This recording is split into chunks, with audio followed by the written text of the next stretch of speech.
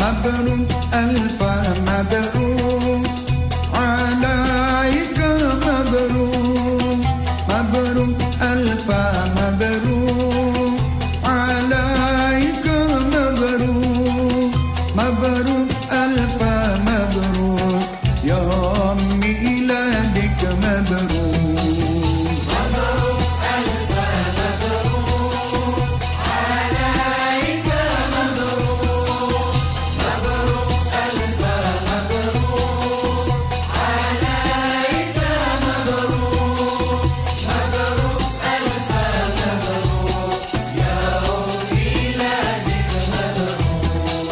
Selamat hari milad, semoga dapat rahmat. Selamat hari milad, semoga dapat rahmat dari Allahu Ahad hingga hidup selamat.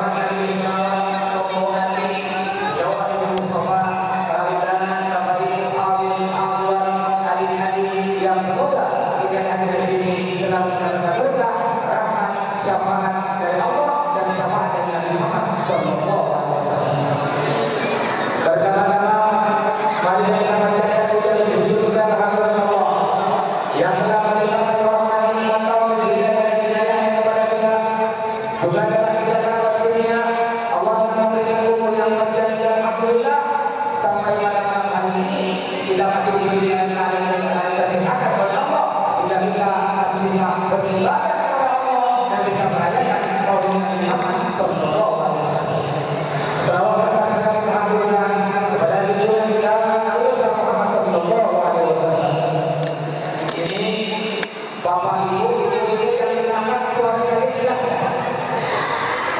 sangat jelas sekali atau tidak? Sangat jelas.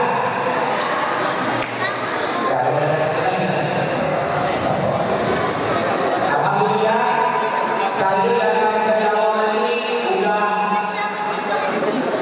3 malam 2 hari. Saya ingatkan kemarin malam kami, alhamdulillah sudah ini nomor 4. Ini acara yang keempat di pendalaman ini. Insya Allah setelah acara saya nanti kasih ke saudara dan bapak taala ini mendapat sendiri. Kenapa saya kira pesawat? Karena kalau pakai pesawat nanti dilatih saya dan corona pada aku sedikit Pak.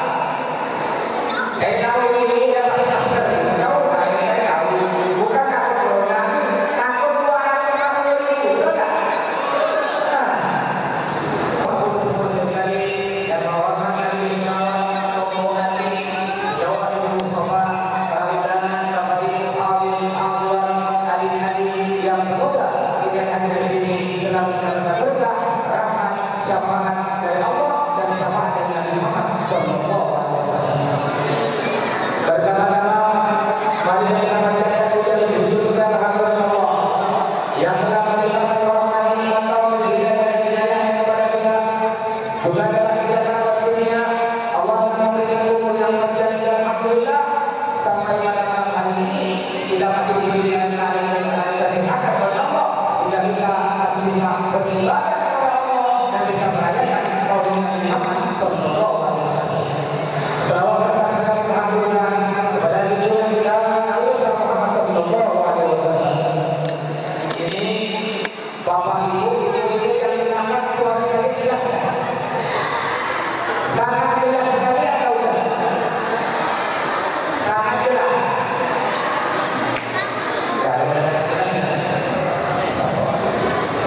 Alhamdulillah, saya dalam pendalaman ini sudah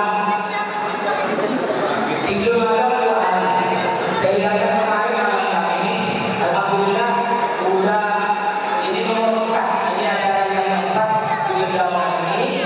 Insya Allah setelah acara saya nanti kasih ke saudara dan bapak taala ini mendapat sendiri. Kenapa saya kira pakai pesawat? Karena kalau pakai pesawat nanti dilatih saya dan corona pada aku sedikit Pak. Saya tahu ini dapat masker, tahu saya tahu. Bukan takut corona, takut 250.000, betul tak? Kau selamat di dunia, selamat di akhirat masuk surga. Sedangkan selamat pagi artinya pagi jak kau selamat, siang kena tabrak truk mati kau, itu artinya.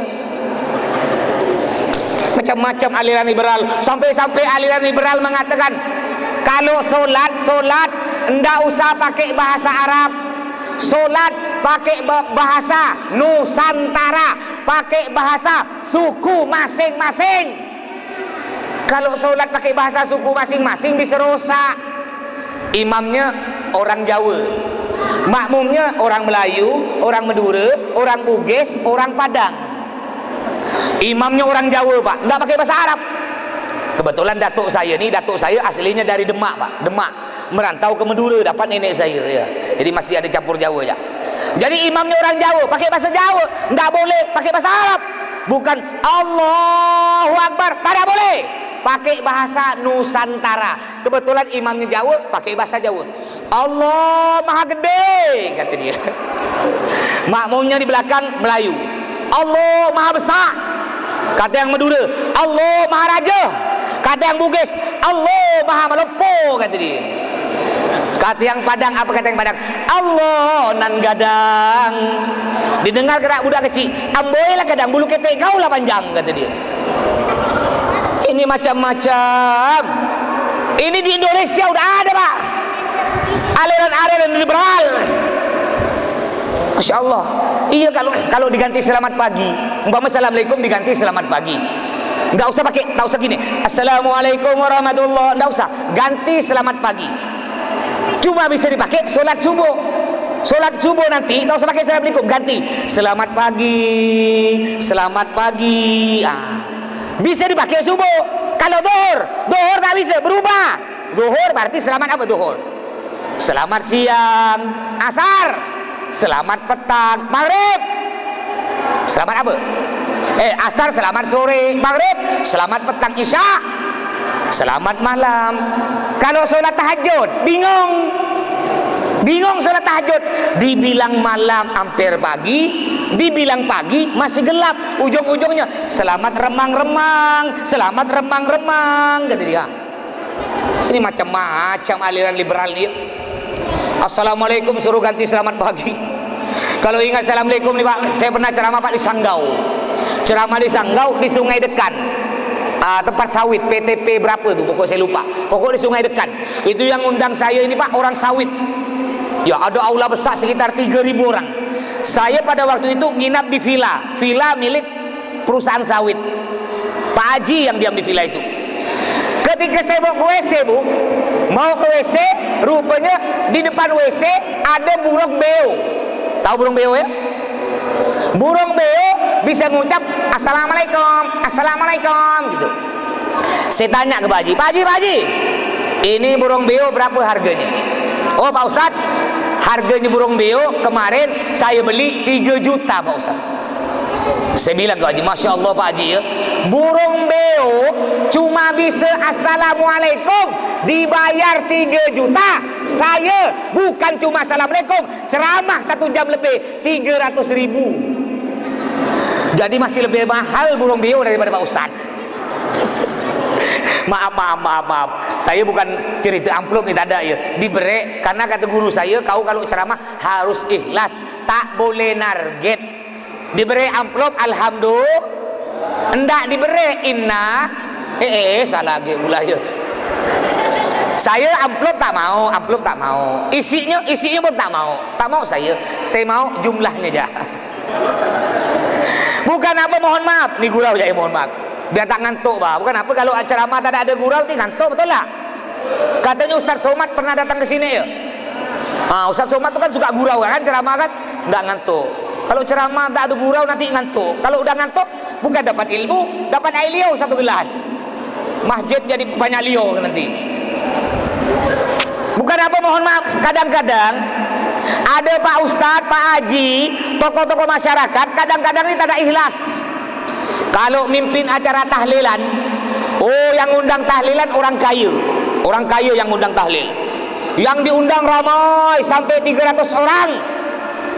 Pak Haji pun mimpin tahlil, semangat Pak, semangat Bu. Kenapa? Karena yang undang orang kaya, pasti amplopnya besar. Apa kata Pak Haji baca tahlil? La ilaha illallah, di depanku lao ayam. La ilaha illallah, amplopnya pasti lumayan, kata dia. Ini semangat Pak Haji. Kenapa? Yang undang orang kaya. Tapi kalau yang undang tahlil orang miskin, ya Allah Pak Haji letoy, ngantuk baca tahlil. Kata Pak Haji sambil ngantuk, la ilaha illallah, di depanku ubi kayu. La ilaha illallah, amplopnya pasti 5.000, kata.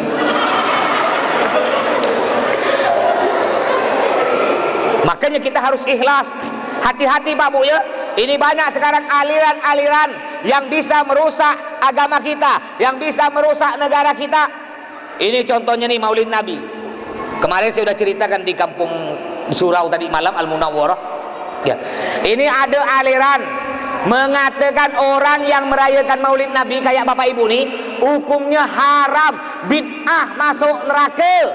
Kenapa? Karena acara Maulid Nabi tak ada di zaman Nabi. Ini ada aliran nih. Aliran ini namanya aliran Salafi Wahabi. Mereka mengatakan orang yang acara Maulid Nabi kayak gitu nih, hukumnya bid'ah, haram, masuk neraka. Baca serakal bid'ah, haram, masuk neraka. Orang bugis, robok-robok, masuk neraka. Gunting rambut, masuk neraka. Memangnya neraka punya datuk kau? Kalau neraka punya datuk kau, iyalah aku bilang masuk neraka. Macam-macam aliran-aliran ni Pak Bu ya. Alasan mereka ngapa? Karena Maulid Nabi tak ada di zaman Nabi. Memang betul di zaman Nabi ini tak ada acara Maulid Nabi kayak gini nih. Nabi tidak pernah nyuruh kita, wahai para umatku ya, jangan lupa ya, nanti ulang maulid itu Pak, maulid bahasa Arab. Maulid artinya ulang tahun. Khusus ulang tahun Nabi, bahasa Arabnya maulid. Kalau ulang tahun selain Nabi, ulang tahun anak kita, termasuk ulang tahun FKD, bahasa Arabnya milad. Ini beda ya. FKD, maka ditulis itu kan milad FKD. Artinya ulang tahun FKD. Jangan tulis maulid FKD, salah. Memangnya ada Nabi dari FKD. Jadi maulid, milad itu artinya satu. Artinya apa? Maulid artinya ulang tahun Nabi. Ulang tahun anak kita jak kita rayakan, ulang tahun istri kita Pak, ulang tahun suami kita, bahkan Bu kadang-kadang ulang tahun pernikahan kita yang kita rayakan. Bagaimana dengan ulang tahunnya Nabi kita Muhammad SAW? Tak ada kita rayakan. Memang betul Nabi tidak pernah nyuruh Pak, tidak pernah nyuruh. Tidak pernah Nabi bilang, wahai umatku jangan lupa ya, setiap tanggal 12 Rabiul Awal rayakan ya ulang tahun aku. Tidak pernah. Cuma kita sebagai umat Nabi yang cinta pada Nabi, yang merasa bahwa Nabi berjasa kepada kita, makanya dengan kecintaan kita, kita pun merayakan maulid Nabi, ulang tahun Nabi. Kan aneh. Ulang tahun anak kita rayakan, ulang tahun negara kita 17 Agustus kita rayakan. Masa ulang tahun Nabi kita seorang tidak kita rayakan? Ini kewajiban suami yang pertama. Ya, kewajiban suami jaga anak istrinya dari api neraka. Masih jelas suara saya Bu? 3 tambah 3 berapa? 3 tambah 3 berapa? Oh, nah bagus, masih jelas. Ya. Kewajiban istri Bu. Sekarang ibu-ibu. Ibu sebagai istri juga punya kewajiban. Di antaranya apa kewajiban istri? Istri tidak boleh melawan suami, tidak boleh kurang ajar, apalagi sampai maki-maki, ngomong kasar kepada suami. Bu, ibu sering mendengar hadis Nabi. Nabi bersabda, al-jannatu tahta aqdamil ummahat, yang artinya surga berada di bawah telapak kaki. Sering Bapak Ibu dengarkan, surga berada di bawah telapak kaki ibu. Sampai-sampai kalau istri Bapak kelaingan Bapak, Bang, jangan macam-macam kau bagi. Surga kau tuh Bang di bawah telapak kaki aku. Kau kurang ajar ke aku, tak masuk surga. Bu, maksud Nabi itu Bu, surga berada di bawah telapak kaki ibu, itu bagi perempuan yang belum kawin. Tapi kalau perempuan udah kawin, kata Nabi Muhammad, surga berada di bawah telapak kaki suami. Makanya jangan sampai, hati-hati Bu ya. Kalau ibu sering ngelawan suami, hati-hati Bu. Bu, corona tak bahaya Bu. Ada yang lebih bahaya dari corona, yang bisa merebut suami ibu-ibu, namanya Marcona dan Marlena. Kalau udah kena penyakit Marcona Marlena nih ya, makanya ibu jangan sampai nyakiti hati suami Bu ya. Bukan apa Bu, di luar sana saingan ibu banyak, yang lebih muda, yang lebih cantik, yang lebih getek banyak. Makanya sayangi suami, jangan sampai berkata kasar kepada suami.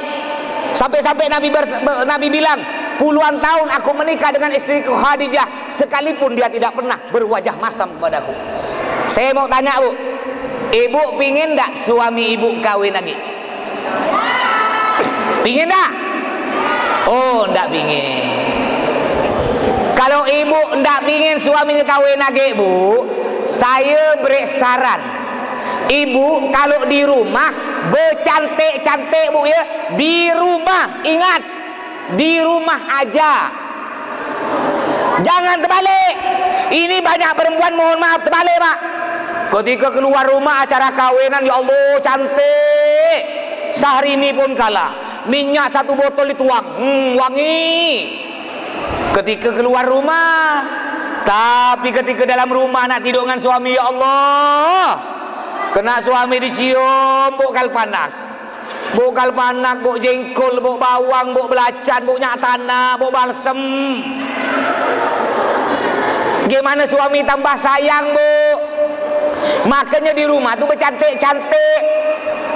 Ibu kalau tidur tuh, ibu tidur dengan suami, ibu bangun lo. Jam 3 tuh, jam 3 subuh bangun. Sebelum suami ibu bangun lo. Pergi WC bu, mandi.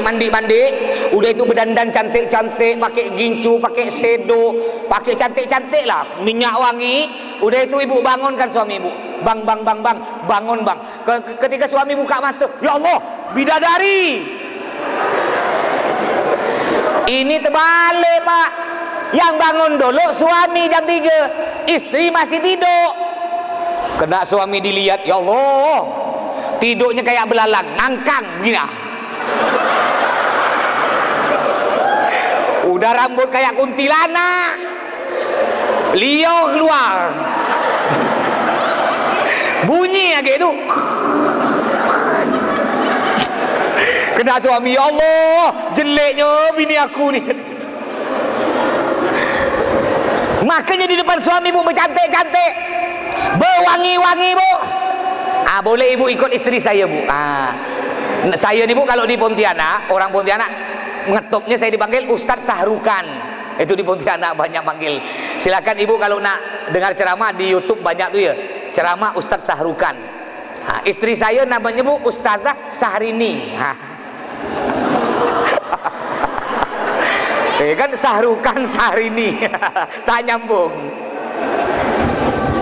Jadi kalau saya balik ceramah bu, biasa kalau saya ceramah daerah Singkawang, itu daerah Singkawang, nyampe ke rumah tuh kadang-kadang jam 2 atau jam 3 malam. Jadi ketika saya ketuk pintu, tok tok tok, assalamualaikum.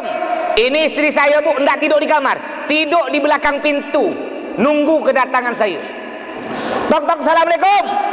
Dibuka, waalaikumsalam. Saya cium rambutnya bu, rambutnya saya cium. Ya Allah, wangi bu, bau pentin.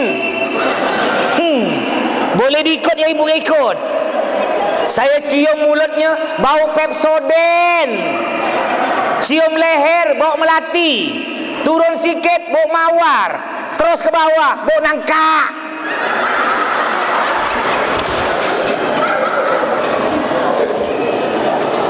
Makanya bercantik-cantik depan suami. Juga bu, kata ulama bu, kita harus tahu malu depan suami, harus punya rasa malu.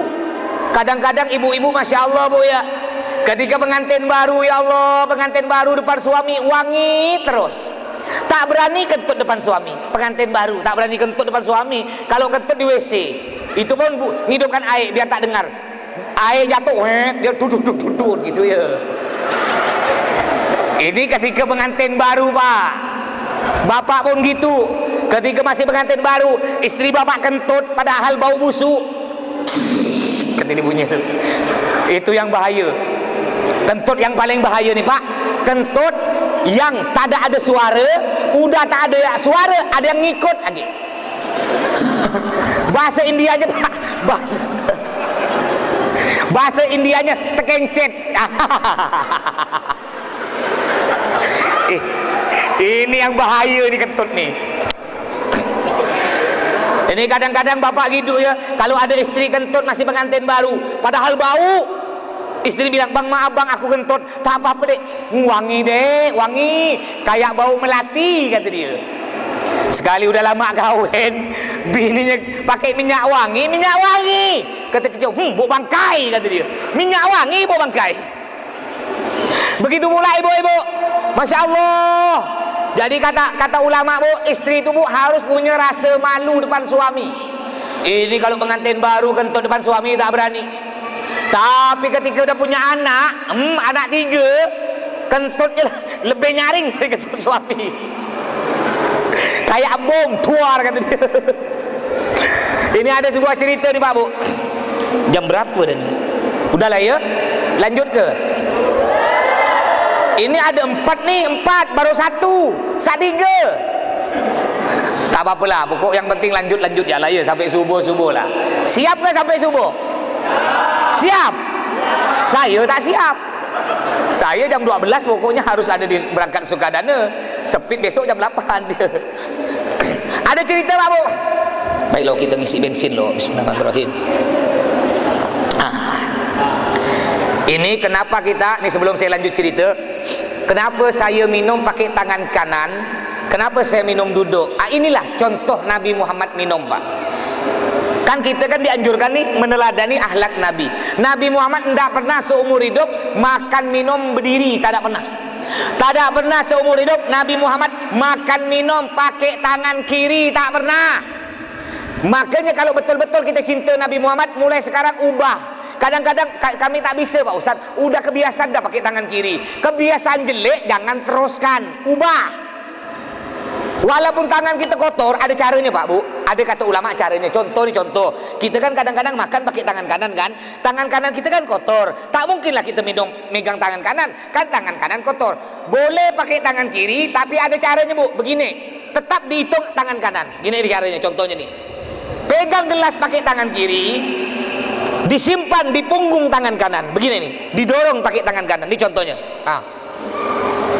Ini tetap dianggap pakai tangan kanan. Itu kalau tangan kanan kita kotor. Tapi kalau tangan kita bersih, tangan kanan, tetap minum pakai tangan kanan. Ini sunnah Nabi. Ada orang nanya, Pak Ustadz, minum kan makan sunnah pakai tangan kanan. Kalau ngerokok sunnah pakai tangan apa, Pak Ustadz? Ngerokok bukan sunnah. Kenapa? Nabi Muhammad tak ada ngerokok. Kau nanya sunnah pakai tangan apa? Sebenarnya rokok bagus ya, bagus loh. Ya, bagus. Rokok itu bagus. Rokok itu menyehatkan. Ibu-ibu kalau pingin suami ibu panjang umur, awet muda, mulai besok belikan rokok 1 hari 10 bungkus. Benar nih, Pak. Bagus orang rokok, Pak. Tak mati-mati orang rokok tuh. Bukan tak mati-mati, awet muda. Benar. Kenapa awet muda? Iya.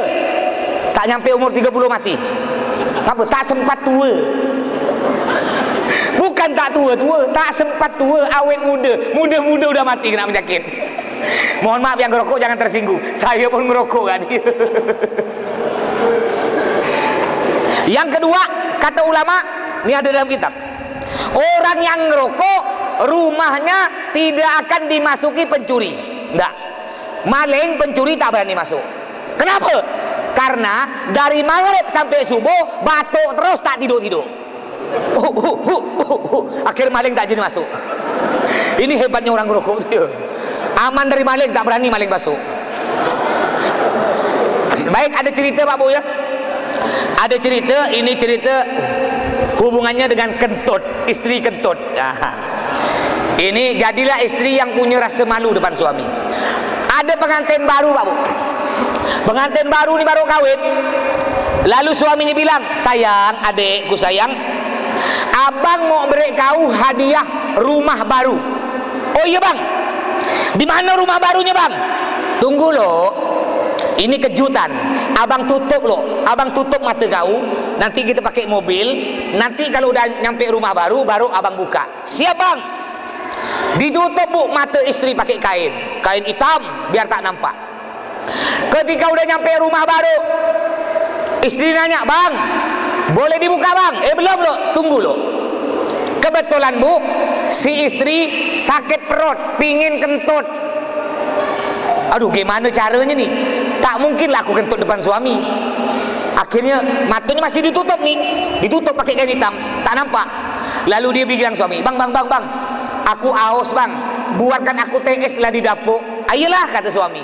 Kebetulan di rumahnya besar, dapurnya jauh, orang kaya. Suami pun pergi dapur, buat TS. Istri di ruang tamu, kentut, tut kata dia. Suami datang bawa TS. Kata si istri dalam hati, alhamdulillah suami aku tak tahu aku kentut. Ketika minum TS, baru selesai minum TS, pingin kentut lagi. Ya Allah, pingin kentut lagi.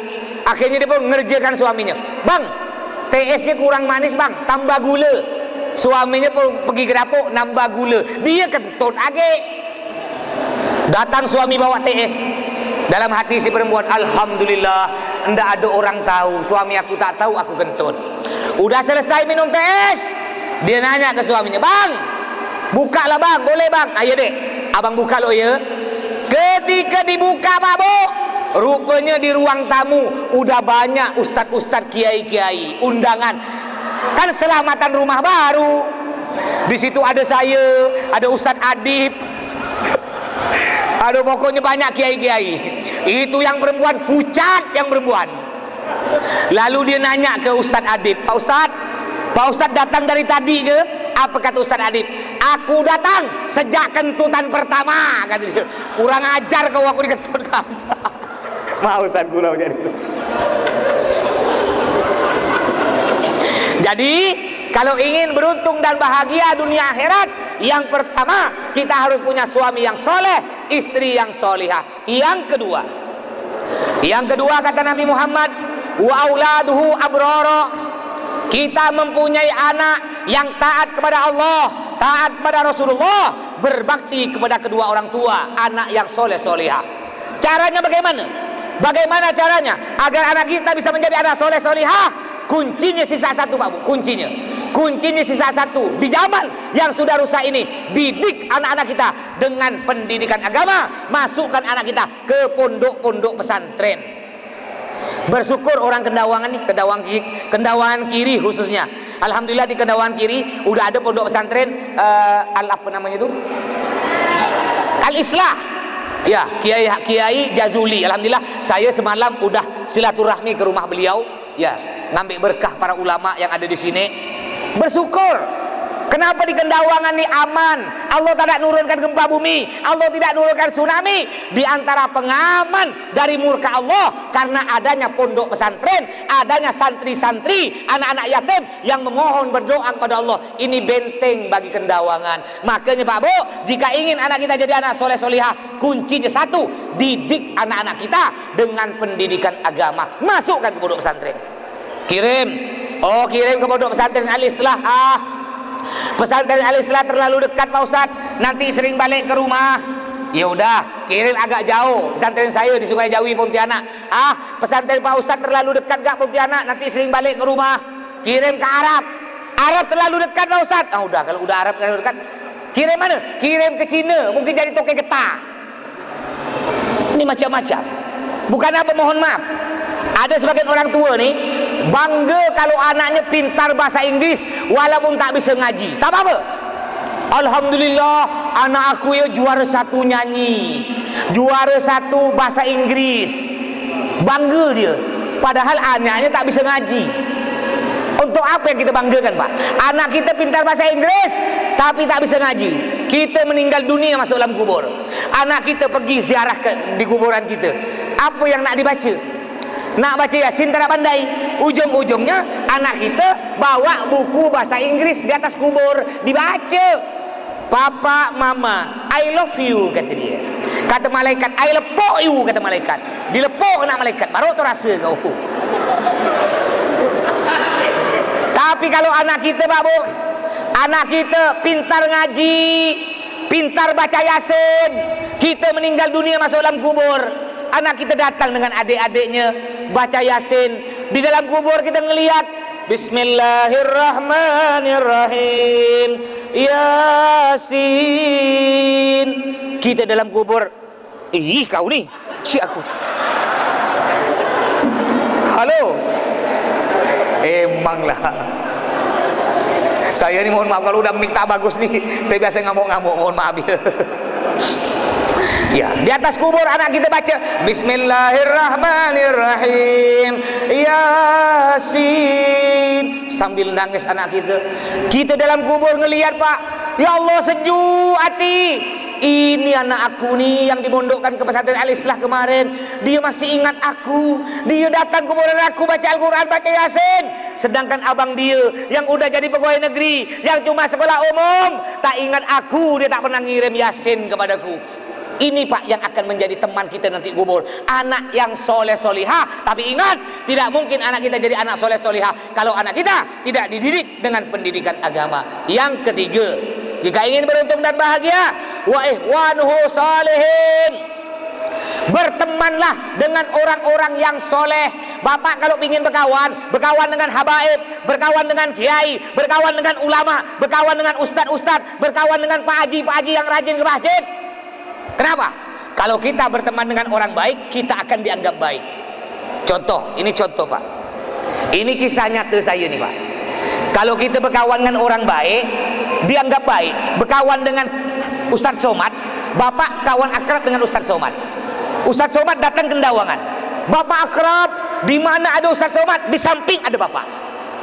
Bapak ikut Ustaz Somad datang ke Kendawangan. Kira-kira pertanyaannya, Ustaz Somad dimasukkan dalam masjid, apa bapak dibiarkan di luar atau ikut masuk masjid? Ayo, dimasukkan enggak? Dimasukkan. Bisa-bisa tangan bapak dicium. Kenapa? Ini juga ulama, kawan Ustaz Somad, padahal bukan ulama, sopir. Karena orang udah berbaik sangka. Ini kisah nyata saya nih. Saya ini Pak, kalau ceramah emang enggak kalau daerah kota Pontianak, Singgawang, emang enggak suka dijemput, suka berangkat seorang. Jadi kalau daerah kota itu saya berangkat seorang, nyopir seorang. Kebetulan pada waktu itu saya nyetir, nyopir sendiri pakai mobil. Saya cari santri, pingin cari santri untuk ngawankan saya. Ketika nyampe di musola pondok pesantren, saya noleh kanan kiri, tiba-tiba ada satu santri baru keluar dari musola, Pak. Keluar dari musola, masya Allah, pakai sorban kepala, pakai sorban, pakai gamis, jubah, pakai selendang gini, Pak. Orangnya ganteng lagi. Kau naik, masuk. Sedangkan saya kalau ceramah suka kayak gini, Pak. Ini saya ceramah keempat kalinya, 4 pakaian berubah-ubah nih. Kemarin saya ceramah gaya Habib Bahar di Surau Al-Munawwarah, gaya Habib Bahar. Sebelumnya pakai imamah, pakai sorban. Ya, sekarang pakai songkok hitam, pokok bebas. Kadang-kadang saya ceramah pakai belangkon. Karena prinsip saya gini, saya punya prinsip santai dalam penampilan, serius dalam pemikiran. Ini prinsip saya. Kalau penampilan santai, yang penting serius dalam pemikiran. Jadi akhirnya santri baru keluar, Pak. Masya Allah, orangnya ganteng, tinggi besar, pakai sorban, pakai jubah, pakai selendang. Sedangkan saya pakai songkok hitam kayak gini. Ikut duduk samping aku. Saya ceramah di daerah Paret Haji Muhsin. Ini pertama kali saya ceramah di situ. Saya belum pernah ceramah situ. Yang kenal saya cuma satu orang, namanya Habib Badar Assegaf. Ini panitia, satu orang yang kenal saya. Yang lain itu satu kampung belum ada kenal saya, karena saya belum pernah ceramah situ. Ketika nyampe di tempat acara, Pak, kebetulan panitia yang kenal saya ini ada di dalam masjid ngatur-ngatur acara. Orang yang nyambut saya tak ada yang kenal. Nyampe di halaman masjid, saya suruh santri saya turun dulu. Kau turun. Masya Allah, Pak, dikira jamaah, dia nih penceramahnya. Itu dicium tangannya, Pak, dipeluk-peluk. Itu pucat nih, Pak, pucat. Saya ketawa dalam hati. Sedangkan saya, Pak, saya dikira sopir. Pak, terus Pak, mundur. Ya, stop, Pak, stop, kata dia. Kurang ajar, kata saya. Akhirnya, Pak, ketika saya turun, Pak, ya tidak ada yang hormat sekali, salaman biasa aja. Dingin di salaman. Bapak duduk luar, Pak, sopir duduk luar. Iya, saya duduk luar. Ini santri saya duduk dalam. Itu saya lihat pucat. Sedangkan Habib Badar, panitia yang kenal saya satu orang nih, noleh kanan, noleh kiri. Dikira Habib Badar ini kawan saya, penceramah kedua, maksud Habib Badar tuh dibawa saya. Tapi mana saya tak ada. Akhirnya Habib Badar jalan-jalan, dilihat luar ada saya sedang main HP nih. Ini nih kiainya nih, katanya.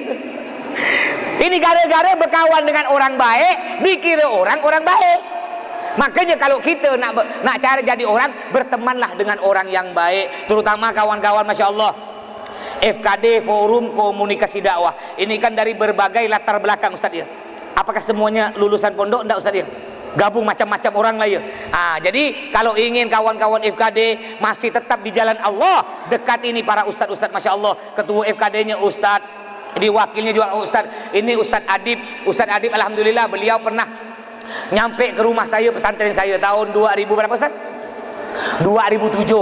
Ini berguru, ya, berteman dengan para bapak-bapak haji yang rajin-rajin ke masjid, berteman. Terus yang terakhir, yang nomor 4, wa ayyakuna rizquhu fi baladih. Kalau kita ingin beruntung dan bahagia di dunia dan akhirat, pekerjaan kita berada di kampung kita sendiri, maka kita akan bahagia. Walaupun kita kaya, tapi pekerjaan kita ada di Malaysia, ini tidak akan terlalu bahagia. Kenapa? Karena berpisah dengan keluarga. Tapi kalau pekerjaan kita di kampung sendiri, insya Allah akan bahagia. Ngumpul dengan keluarga, ngumpul dengan anak. Makanya, Pak, bekerja itu kuncinya satu, Pak. Yang penting halal. Saya tanya yang muda-muda, Kadang-kadang mohon maaf, yang banyak gengsi ini muda-muda dia, tak mau dikerja bangunan, dia pingin kerja yang gampang, duitnya banyak. Saya mau tanya yang muda-muda, budak-muda, kita ni pernah mau tak kerja seminggu kaya? Mau tak? Saya ajarkan seminggu kaya. Mau kan? Mau? Gampang. Kalau ingin cepat kaya, jual tepung. Jual tepung, tapi tepungnya tak pakai kilo, pakai gram. Nah, nyambung dah dia. Singkatan tepung itu, tepung merek bukan segitiga biru, bukan SB, SS. Sabu-sabu. Cepat kaya, tapi masuk neraka, masuk penjara. Makanya kita tak boleh gengsi kerja, Pak. Apa ini susu ke? Sini aku lihat. Apa nih? Oh, teh. Saya dengar-dengar di sekarang di Ketapang ni kan udah ada acara apa tuh. Pokok saya dari Sukadana saya lihat banyak kain-kain baleho-baleho tuh. Bukan baleho saya pula tuh. Saya lihat dari Sukadana sampai sini tak ada baleho saya tengah jalan. Sampai saya hafal calon 4 tuh saya hafal semua. Saking banyaknya baleho tuh. Biasa ni kalau udah musim pemilu ni, Masya Allah, semua calon baik. Baik. Yang bukan keluarga pun ngaku keluarga. Pergi rumah, rupanya Bapak Haji ni dengan saya masih keluarga. Iya ke? Keluarga dari mana? Dari Nabi Adam. Iyalah, dari Nabi Adam. Masya Allah, kalau sebelum jadi dia ngomong gini, dikumpulkan, Mak. Ini bukan di Ketapang, ya, Pontianak. Ya, saya cerita Pontianak jadi. Ini dikumpulkan nih orang kampung sampai 100 orang. Lalu dia pidato, Bapak Ibu sekalian, saya berjanji kalau sampai nanti saya terpilih, kalau sampai nanti saya menang, pokoknya kampung Gendawangan Kiri tenang, kata dia. Janjinya, Pak, pokoknya kalau sampai saya menang, tenang. Sekali betul-betul menang, tenang, senyap, tak muncul lagi batang hidung. Ini di Pontianak. Makanya saya tidak ikut-ikutan pemilu di Ketapang, karena saya bukan orang Ketapang, suara saya pun tak berguna. Hanya saya beritahu je, silahkan Bapak nak milih nomor 1, 2, nomor selusin ke 2 lusin ke, saya tak ikut campur. Yang penting saya beritahu Pak ya, kalau milih pemimpin, kata Nabi Muhammad, cari pemimpin yang dekat kepada Allah. Cari pemimpin yang cinta pada Rasulullah, yang cinta acara maulid. Cari pemimpin yang rajin pergi ke masjid, yang rajin ibadah. Insya Allah kalau pemimpin yang kita pilih, pemimpin yang dekat kepada Allah, yang rajin beribadah, insya Allah kota Ketapang, Kendawangan ini akan menjadi baldatun thayyibatun wa rabbun ghafur, negeri yang subur, makmur, aman, sejahtera dan sentosa. Mudah-mudahan kedepannya oleh Allah, pemimpin Ketapang yang akan datang, pemimpin yang betul-betul dekat kepada Allah, dekat kepada Rasulullah, hingga bisa memakmurkan masjid-masjid, memakmurkan maulid-maulid se-Ketapang Raya ini. Amin ya rabbal alamin. Juga mudah-mudahan kita semua oleh Allah diberikan keturunan soleh solihah. Mudah-mudahan kita oleh Allah diberikan istri soleh, istri yang solehah, suami yang soleh. Dan mudah-mudahan oleh Allah kita dikumpulkan bersama para habaib, para ulama, para guru-guru kita, bersama baginda Nabi Muhammad dalam surga Allah. Amin ya rabbal alamin. Mungkin sampai di sini, kurang lebihnya mohon maaf. Usikum nafsi bitaqwallah. Wassalamualaikum warahmatullahi wabarakatuh.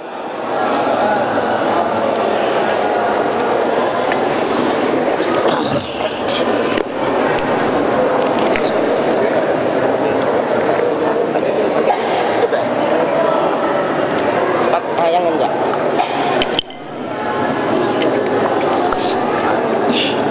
masih panas nih. sudah Pak, dan situ aja dapat. Haji